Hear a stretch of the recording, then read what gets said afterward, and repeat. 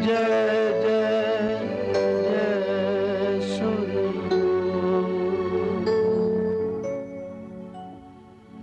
समता 1678 एतवार पंचमी वाले दिन श्री हरगोविंद साहब के गृह में माता नानकी की कोख से श्री अमृतसर महान नगरी में एक बलिदानी बालक का जन्म हुआ, जिनको आज सारा संसार गुरु तेग बहादुर के नाम से जानता है।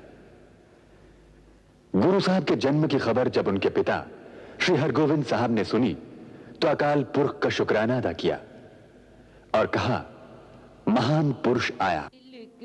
धन्य होंगे वो लोग जिन्होंने अपनी आंखों से सब कुछ देखा होगा।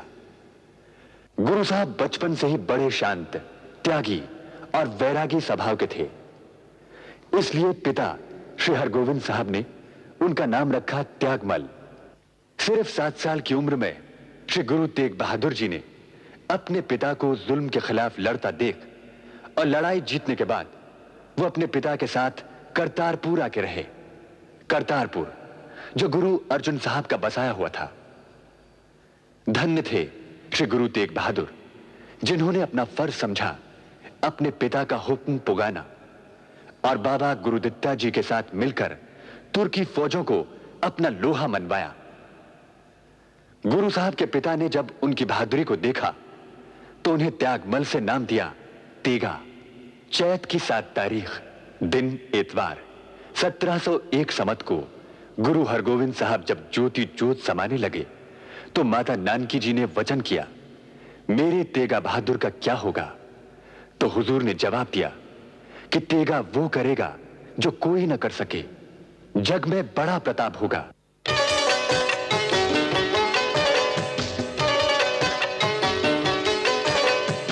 किसे भी खातिर खुद मिट जाना एक कम बड़ा ही भारी। इतिहास गवाही देंदा लोको नहीं गुरु तेग जिहा उपकारी।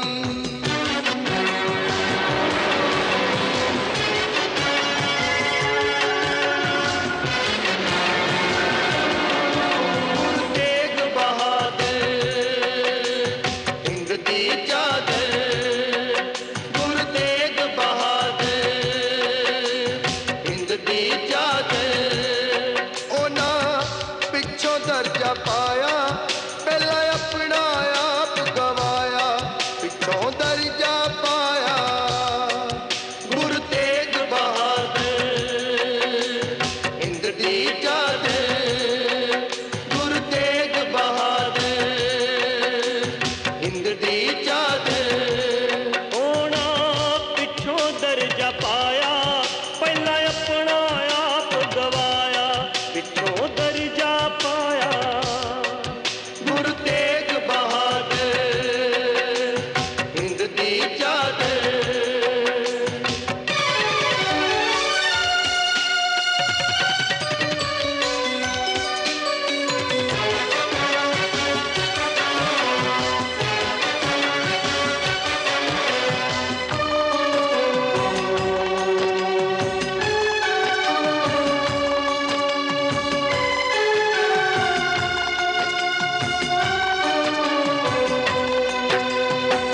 करके वादा पिता ने पुत गोबिंद नाल निभाया। जैसा पिता वैसा ही बालक, जिस खालसा पंथ सजाया। हिंद दे वैरी नू रता समझ ना आया।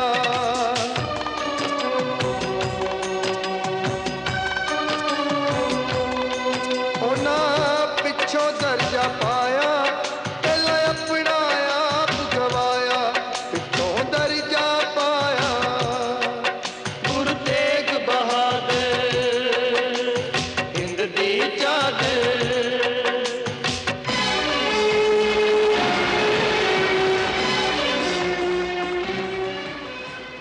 1723 शनिवार बड़ा ही शुभ दिन था जब गुरु साहब के घर में पुत्र ने जन्म लिया। माता गुजरी ने सेवक भेजकर खुशखबरी दी। खबर सुनकर गुरु साहब बड़े खुश हुए और कहलवा के भेजा कि बच्चे का नाम गोविंद राय रखें और बड़े अदब सत्कार से सेवा करें। समय अपनी रफ्तार से अग्रसर और जुल्म के ठेकेदार अपने हथियार जुटाने में लगे थे। बेकसूर अपने कसूर की पूछताछ करते करते एक जगह इकट्ठा हो गए। ये लोग कश्मीर के विद्वान पंडित थे जिन्हें धर्म बदलने को मजबूर किया जा रहा था। किसी ज्ञानी सज्जन ने सलाह दी कि पहले गुरु नानक देव के तख्त पर बैठे 9वें गुरु तेग बहादुर के पास पहुंचे। वहां इस समस्या का हल हो सकता है। जुल्म से सते लोगों ने चैन की सांस ली और मन में एक विश्वास लेकर आनंदपुर साहब पहुंचे, जहां का अमन चैन देखकर उन्हें राहत मिली। दीवान लगा हुआ था, कीर्तन भक्ति में लीन श्रद्धालु बैठे हुए थे। दीवान की समाप्ति के बाद गुरु साहब की तरफ मुखातिब होकर विद्वानों और पंडितों का रोना निकल आया। तिलक जनेऊ वाले विद्वानों को रोते देख गुरुजी ने पूछा, आप लोग कौन हैं? आप अपना दुख बताएं। उनमें से एक पंडित हरिशरण दास मुखी हौसले वाला था। गुरु साहब के वचन सुन के हाथ जोड़कर खड़ा हो गया और अपने ऊपर हो रहे जुल्म जातियों की हकीकत बयान करने लगा। गुरु साहब सुन के शांत चित्त होके बैठ गए और कहने लगे, जो हो रहा है वो अंत है। पापी को मारने के लिए पाप ही महाबली होता है। उस समय दशमेश गुरु गोविंद राय बालक के रूप में 11 साल की उम्र के होंगे पास आकर बैठ गए और कहने लगे, पिताजी आप इतने गंभीर क्यों हैं? ये सामने बैठे बिलखते लोग कौन हैं? गुरुजी ने जवाब दिया, लाल ये कश्मीर के पंडित हैं। गोविंद राय ने कहा, इनको क्या दुख है? तो गुरु तेग बहादुर साहब ने जवाब दिया, बेटा तुर्की हाकिमों ने इनको बहुत सताया है, कोई इनकी फरियाद सुनने को राजी नहीं। गोविंद राय जी ने कहा कि इनका दुख फिर कैसे दूर होगा? गुरु साहब फरमाने लगे, हां बेटा हो सकता है, अगर कोई महापुरुष निर्मल आत्मा वाला ब्रह्मज्ञानी और जग से मोह न रखने वाला अपना बलिदान दे। तो गोविंद राय ने बड़ी मासूमियत से कहा, पिताजी आपसे ज्ञानी त्यागी और निर्मल आत्मा वाला भला और कौन हो सकता है? आप ही अपना बलिदान देकर हिंद की चादर बनो। चौक चांदनी परी दोपहरी विच कचहरी कोणी होके विखाया।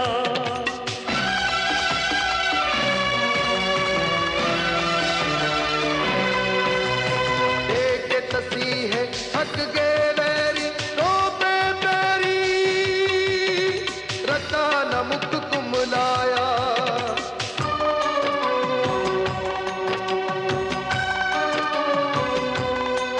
होना पिछों दर्जा पाया, पहला अपना आप गवाया, पिछों दर्जा पाया। गुरु तेग बहादुर हिंद दी चादर।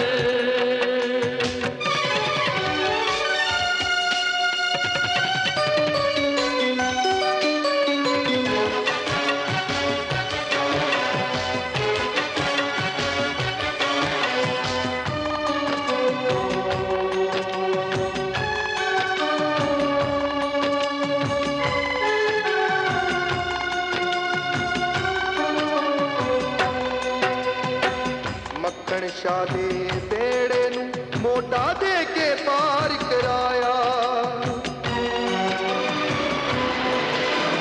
झूठे मसंदा नू कोल बैठा के भुलदा एहसास कराया। तन जिगरा उस मां दा जिन्ने लोग हो जाया।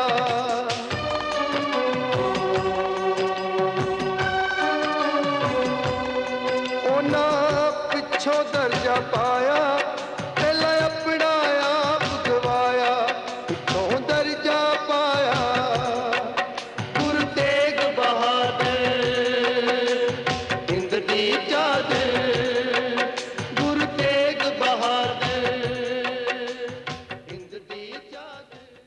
सब खड़े चुपचाप देखते रहे। कुएं के उत्तरी किनारे गुरुजी आसन लगाकर बैठ गए। चेहरे के रंग में कोई अंतर नहीं था। हाथ में भक्ति माला थी और अंत ध्यान हो गए। उन्हें एहसास हो गया था कि वक्त आ गया है, कि खूनी होने वाली है। जालिम ये सोच रहे थे कि इस शहादत के बाद वो सबको डरा धमकाकर अपना गुलाम बना लेंगे। काजी आया। उसने गुरु साहब को अंतिम बार पूछा कि आप बादशाह का हुक्म मानते हो कि नहीं। नेत्र खोले बिना ही गुरु साहब ने जवाब दिया, नहीं। उस समय पश्चिमी दिशा से काली अंधेरी बड़ी तेजी से बढ़ रही थी। सब मुखातिब थे गुरुजी की ओर। उस काली अंधेरी से बेखबर कोतवाल के हुक्म से जल्लाद आगे आया, जिसके हाथ में बहुत भारी तलवार थी, जो अपने बाजुओं के बल पर घुमाता आ रहा था। जब उसने गुरुजी पर वार किया, भयानक अंधेरी ने सारे इलाके को अपनी चपेट में ले लिया। एक तरह से रात सी हो गई। जिस तरफ जिसका मुंह था वो अंधेरी में उसी ओर चलता गया। फौज और पुलिस के सिपाही जो रखवाली कर रहे थे वो भी आंखें मलते रह गए। जल्लाद अंधेरी के जोर में दूर जा गिरा। कोतवाल लुढ़कता लुढ़कता झाड़ियों में जा फंसा। उस महापरलो के समय सिपाही कोतवाल की इमारत में जा छुपे, पर गुरु साहब के सच्चे सेवक नजदीक हो गए और उनमें से एक सेवक ने आगे बढ़कर गुरु साहब का शीश उठाकर अपनी झोली में छुपाकर दौड़ पड़ा। उसने किसी साथी का इंतजार भी नहीं किया और जालिमों से बचता हुआ वो लाल किले के पश्चिमी इलाके की तरफ आलोप हो गया। इस सच्चे सेवक की बहादुरी गुरु इतिहास में बहुत महत्व रखती है। अगले दिन ये सेवक आनंदपुर साहब पहुंचा। यहां गुरुजी का शीश गुरु गोविंद राय जी को सौंप दिया और गुरुजी के धड़ को एक सेवक जिसका नाम लखी शाह बंजारा था, उसने अपने घर ले जाकर अपने घर समेत उसमें आग लगाकर गुरुजी की देह का संस्कार कर दिया। नानक ऐसी मरनी जो मरे ता सद जीवन होए, ता सद जीवन होए। नानक ऐसी मरनी जो मरे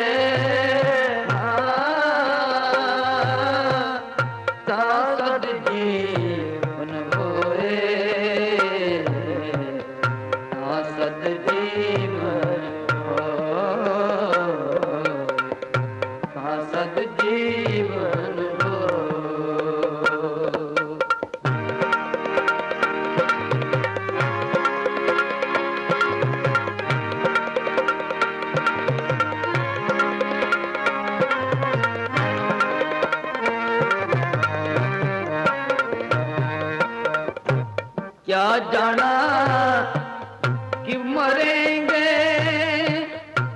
कैसा मरना होए।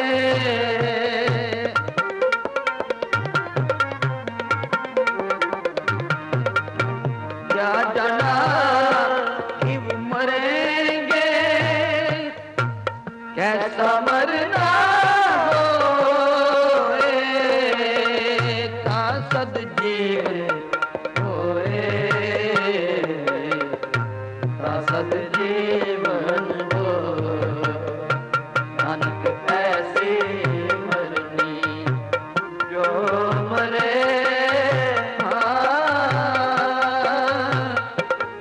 सद जीवन होए,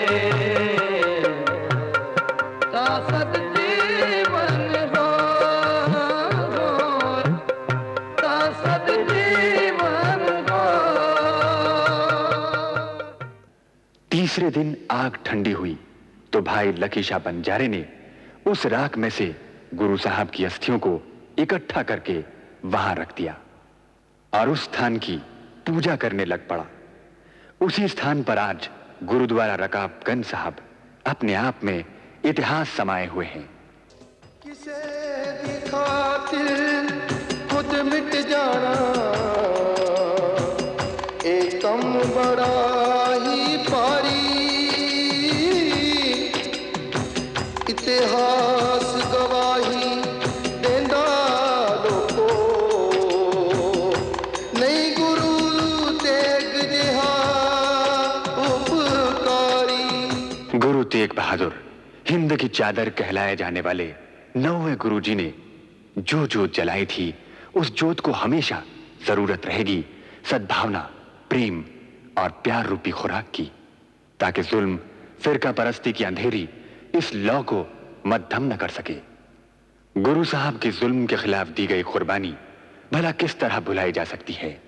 कभी कभी उन पर आई परेशानियों को देखकर ऐसा प्रतीत होता है जितनी परेशानियां उन्होंने झेली वो सिर्फ मानव जाति को ये बताने के लिए कि परेशानियों से, दुखों से घबराना नहीं चाहिए। उनका सब्र रूपी प्रसाद आज भी एहसास कराता है कि वो रूहानी शक्तियां आज भी हमारे सामने खड़ी हैं।